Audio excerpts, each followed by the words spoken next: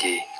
Бір түні жолда өз автокөлігіммен келе жатып менің ұйқым келіп кетті. Ауыз маңда айдалада тұрған үйді көріппін, және сол үйге баруға жөнелдім. Үйдің қасына келіп терезесін түрттім. Үйде адам жоқ сияқты көрінді.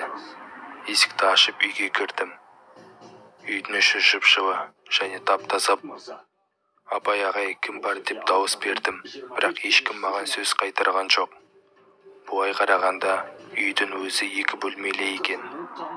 Бірінші бөлменің есігін ашуға жөнелдім. Бөлменің ішінде таза төсек жерде жайылып тұр екен. Келесі бөлмеге кірдім. Бұл ас бөлмесі екен. Мұнда ас ішетін столдан басқа ештеңе жоқ. Бұған енді мен таң қалдым. Осы түнді мен осы үйде түнеп шығамын деп шештім. Түнде біреу менің қасыма келіп маңдайымнан шертіп оятып жіберді еді. Үйде жарық болмағандықтан мен оның түрін көре алмадым. Телефонымның фонаригін қосып қарасам, алдымда ақсақал тұр екен. Ассаламағалейкум ата кешіріңіз, мен бұл сіздің үйіңіз екенін білмедім дедім. Ақсақал менің бетіме күле қарап, кешірім сұрамай-ақ қойсан да болады.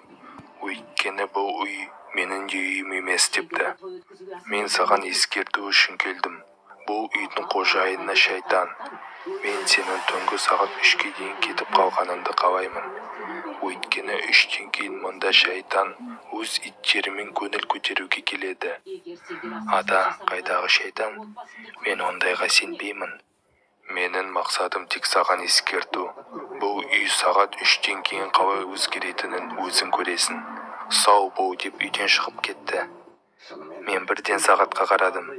Сағат 1:25 кеткен. Бұл ата қайдан келді екен? Жақын маңда ешқандай ауыл жоқ. Бұдан кейін маған ұйқы келген емес. Түні бойы сол ата есімнен шықпады. Бір мезетте есік өзімен өзі тарс етіп ашылып кетті. Ас ішетін бөлмеде бір қорқынышты дауыстар естіле бастады. Бұны естіп менің жүрегім ұшып кетті. Есігіме тақалып қатты итеріп тұрдым. Біреу есікті бірнеше рет тоқтамай түрте бастады. Аш есікті, аш есікті, мен білем сен сондасың. Аш, мен саған кәмпит беремін. Бұл дауысты естіп бисмиллахи-рахмани-рахим дедім. Есік түртілу тоқтады. Үйдің іші тыныштанып қалды. Осы уақытты қолданып терезе арқылы далаға шығып кеттім. Автокөлігімді оталдырдым. Бұл қарғыс атқан жерден сыттым. Осылай жігіттер, егер сіз айдалада бос, иесі жоқ үйді көрсеңіз, бұл жерге жоламауыңыз дұрыс болады. Егер тағы да осындай бейнероликтер шықсын десең, менің арнама тіркел, және осы бейнероликке лайк басуыңды сұраймын. Қош бол. Қайырлы түн.